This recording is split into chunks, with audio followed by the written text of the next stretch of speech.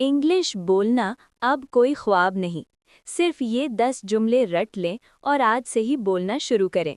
हिस्सा नंबर 10। जुमला नंबर 91 से लेकर 100 तक। जुमला number 91। Can I help you? क्या मैं आपकी मदद कर सकता हूँ? जुमला number 92। I need some help. मुझे थोड़ी मदद की ज़रूरत है। जुमला नंबर 93। Best of luck. नेक तमन्नाएं या गुड लक। जुमला नंबर 94। कंग्रेचुलेशंस, मुबारक हो। जुमला नंबर 95। मेरा एक सवाल है। I have a question. जुमला number 96। What do you want? आप क्या चाहते हैं? जुमला number 97। I don't want anything. मैं कुछ नहीं चाहता। जुमला नंबर 98। It's a secret. ये एक राज है। जुमला नंबर 99। गुड जॉब, बहुत अच्छा काम किया। जुमला number 100। You can do it. तुम ये कर सकते हो।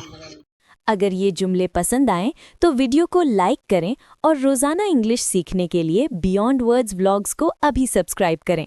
अगली वीडियो मिस न कीजिएगा।